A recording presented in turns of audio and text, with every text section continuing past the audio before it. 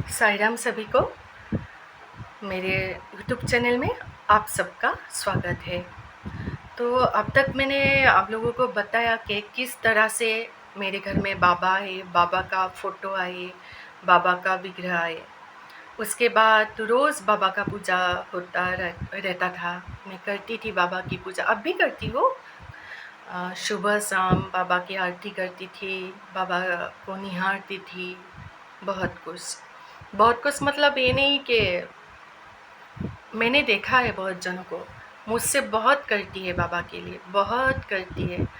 उन लोगों के सामने तो मेरा कुछ भी नहीं है। वो लोग बाबा के लिए इतना करते हैं, बाबा को भोजन देते हैं, रोज़ नहलाते हैं, कितना करते हैं बाबा के लिए, कितना समर्पण भाव है। उन लोगों को देख के मुझे ऐसा फील होता है कि मेरा भक्ति तो कुछ भी नहीं है उन लोगों के आगे।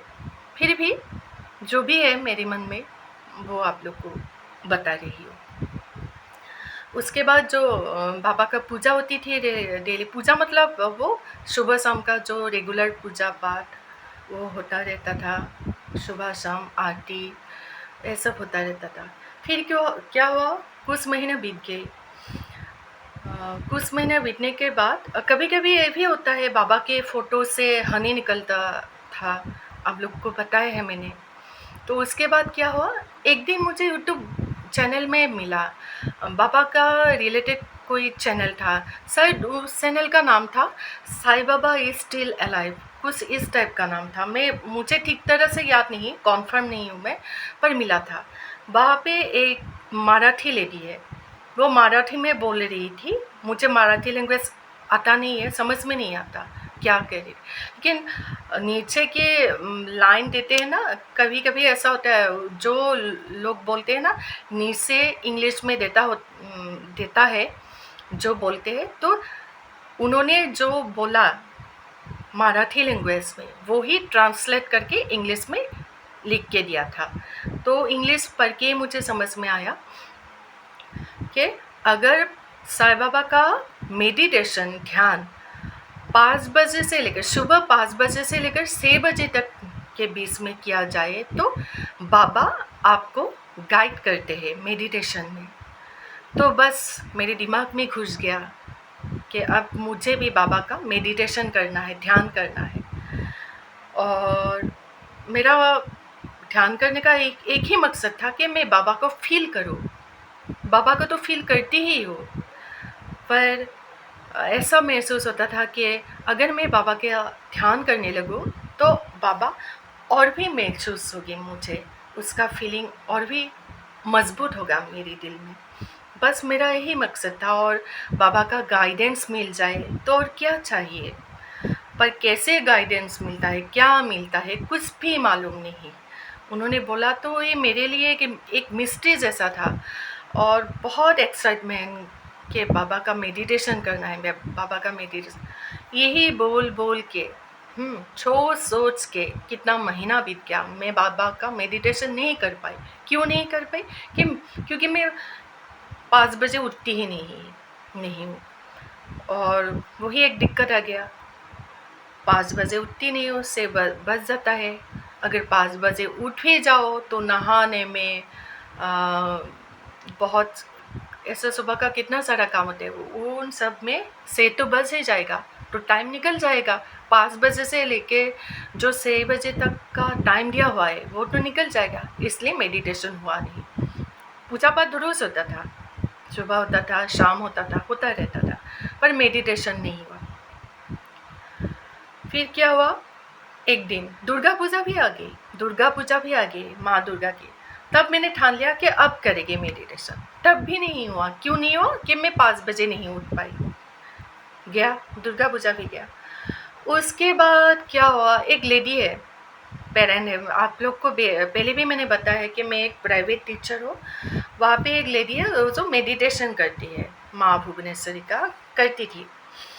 फिर उनको भी मैंने बताया कि मैं बाबा को इतना प्यार करती हूँ, उनका मेडिटेशन करना चाहती हूँ, पर मैं सुबह नहीं उठ पाती हूँ और मेरा टाइम चला जाता है। फिर उन्होंने ये बोला है कि मैम एक काम कीजिए, भगवान तो हर समय मौजूद होते हैं, आपको जब भी समय मिले तब भी कर लीजिए। तो मेरे दिमाग में घुस गया। मैंने बोला उनको, हाँ आप सही बोले, भगवान तो सभी सब समय में होता है, तो क्यों ना ऐसा करे कि सुबह जब भी उठो, नहा धो के जब भी पूजा पाठ करो, तब भी मैं बाबा का ध्यान करूँगी। तो हो गया। तो नेक्स्ट डे से शुरू हो गई मैं। शायद 7 बजा था ऐसा कुछ, नहा धो के रेडी होके पूजा का तैयारी हो गया। तो जब मेडिटेशन करने का समय आया, शायद सुबह 7 बजा था। एकदम फ्रेश हुए, बाबा के विग्रह में फूल लिया, और गणेश जी के विग्रह में फूल लिया, काकर आरती वगैरह कर लिया मैंने, पूजा भी कर लिया। अब आई मेडिटेशन के बारे में। बस एक ही ठान लिया। और हाँ, वो जो मैंने वीडियो देखा था ना, वो लेडी का, मराठी लेडी का, उन्होंने बोला था, वो बोली थी कि अगर ओम साई राम का जप किया जाए ध्यान में तो बाबा गाइड करते हैं। बस मैंने भी ठान लिया। वैसे भी मेरे दिल में हर समय ओम साई राम ही निकलते रहता था, और मेरे लिए तो और भी आसान हो गया। और कुछ भी हो तो मुँह से निकल आता है, खुद ब खुद निकल आता है ओम साई राम। आज भी निकल आता है, आज माँ काली भी है मेरे साथ, फिर भी कुछ भी हो जाए तो ओम साई राम ऑटोमेटिकली निकल आता है मेरे मुंह से। बस ठान लिया और ओम साई राम मन ही मन में जप करती रही। मेडिटेशन का कोई रूल पता नहीं मुझे, कोई नियम पता नहीं, बस एक ही ठान लिया कि इस तरह से बाबा का मेडिटेशन करना है और बाबा को महसूस करना है, बाबा को फील करना है। पर ध्यान के दौरान मैंने बाबा को एक ही बात बोला कि बाबा मुझे कुछ नहीं चाहिए आपसे, बस आपका कृपा चाहिए और आपको महसूस करना है, आपका एहसास करना है मुझे। बस आपका प्यार चाहिए, आशीर्वाद चाहिए, और आपको महसूस करना है और मजबूती से। बस शुरू हो गई मैं। उसके बाद में मेडिटेशन करने के बाद, वो जो लोग मेडिटेशन करते हैं उन लोग को पता होगा कि मेरे साथ भी वो सब होने लगा। शायद ये मेरे पिछले जन्म का ही कर्म है, जिसके वजह से मेरे मेडिटेशन में बहुत अच्छा अनुभव रहा और बहुत बड़ा चमत्कार भी हुआ। ऐसे ओम साई राम करती रही।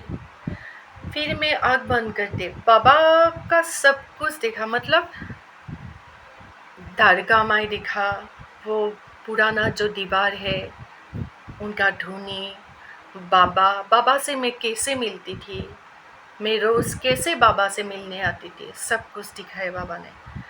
उसके बाद धीरे धीरे मैंने खुद का चक्र खुद ही देखना शुरू कर दिया। मेरा जो सातों चक्र है मैंने खुद ब खुद देखना शुरू कर दिया। इतना नॉलेज नहीं था कि ये सब हो क्या रहा है, कि मैं क्या देख रही हूँ। मुझे पता था कि ये चक्र होता है, लेकिन बहुत कम दिन में, 1 सप्ताह की बात ही ये सब अनुभव होने लगे। वैसे बाबा का जो अनुभव हुआ मेडिटेशन के फर्स्ट डे से ही शुरू हो गया मेरा। फिर 7 दिन के बाद शायद, हाँ, तब चक्र मेरा एक्टिवेट होना शुरू किया। अब एक्टिवेट होना कैसे शुरू किया, मुझे कैसे मालूम हुआ? वो जो लोग मेडिटेशन करते हैं उन लोग को पता होता है। वैसे दूसरे लोग को नहीं पता होगा कि उनके चक्र एक्टिवेट हो रहा है, लेकिन जो लोग मेडिटेशन करते हैं उन लोग को पता चल जाता है कि उन लोग का चक्र एक्टिवेट हुआ है कि नहीं। धीरे धीरे करके मेरा सातों चक्र एक्टिवेट होने लगा। हर एक रंग में मैं अपने चक्र को देखने लगी, और ये सब अनुभव मुझे बाबा ने ही करवाया है। उसके बाद मेरा क्राउन चक्र, ये ऊपर वाला का जो चक्र होता है, क्राउन चक्र होता है, सहस्रार चक्र होता है, वो भी खुल गया। उसके बाद बाबा ने मुझे मेडिटेशन में ही, ध्यान में ही कुछ योगा सिखाया, क्योंकि मैं योगा पहले बहुत करती थी, बाद में छोड़ दिया, बीमार भी होने लगी। तो मेडिटेशन में ही मुझे कुछ योगा सिखाने लगे, मैं मेडिटेशन में योगा करने लगी कुछ। पर किस चीज़ के लिए योगा कर रही हूँ वो भी मुझे पता नहीं था कि ये इस कारण करना चाहिए और ये इस कारण, पर योगा है मुझे पता चल गया, करने लगी। फिर क्या हुआ, जब भी मैं सुबह उठती हूँ पहले बाबा ने जो योगा सिखाया था वो करने लगी मैं, थोड़े थोड़ी देर। उसके बाद मेडिटेशन होता है, पूजा के समय मेडिटेशन होता है, लेकिन 5 बजे नहीं होता, कोई समय नहीं होता कि 5 बजे या 6 बजे, ऐसा कोई समय नहीं है। जिस समय भी बाबा का मेडिटेशन करती हूँ उस समय ही मेरा ध्यान लग जाता है।